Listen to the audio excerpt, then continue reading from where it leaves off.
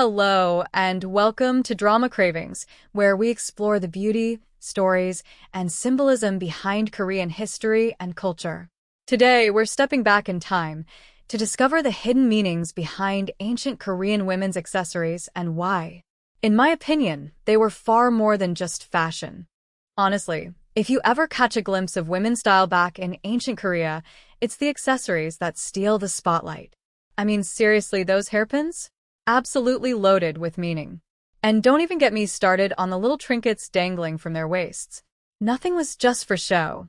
Every piece told a story, whether it was a fancy jade ornament or a simple ribbon.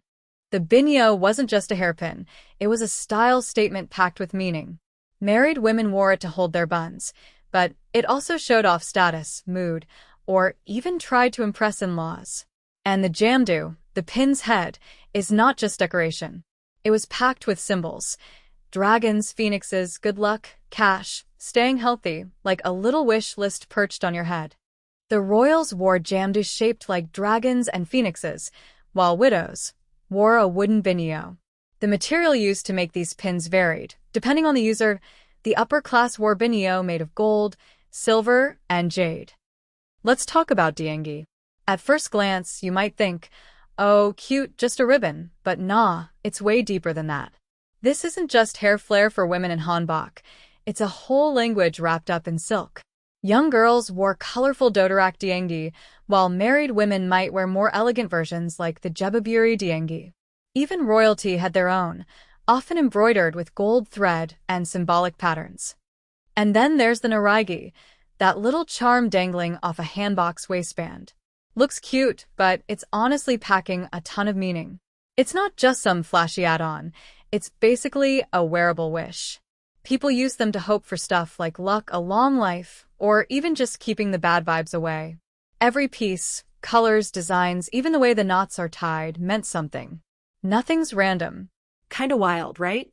Cheopji is a small, ornamental hair accessory, traditionally worn by Korean women on top of their chignon, especially when dressed in hanbok. Made from precious metals like silver or gold, Cheopji wasn't just for decoration. It symbolized status, elegance, and formality. Honestly, everyone rocked the frog-shaped ones, but you'd spot butterflies, flowers, even phoenixes if you looked around. And the royal court, Cheopji also helped fix the ceremonial headgear in place, showing that even the smallest detail in traditional Korean attire had a purpose and meaning. Do you know about Jokduri? That tiny crown-looking thing you see on Korean brides and in Sageuk dramas. It's basically a fancy headpiece, perched right on top of the head, usually over a bun. You'll spot it wrapped in the lush silk, dripping with embroidery and sparkly stuff, sometimes actual jewels, sometimes gold threads. Back in the day, Jokduri symbolized dignity, grace, and a woman's special status on important days.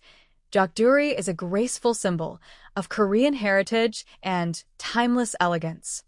Ayam is a traditional winter cap worn by Korean women, especially during the Joseon dynasty.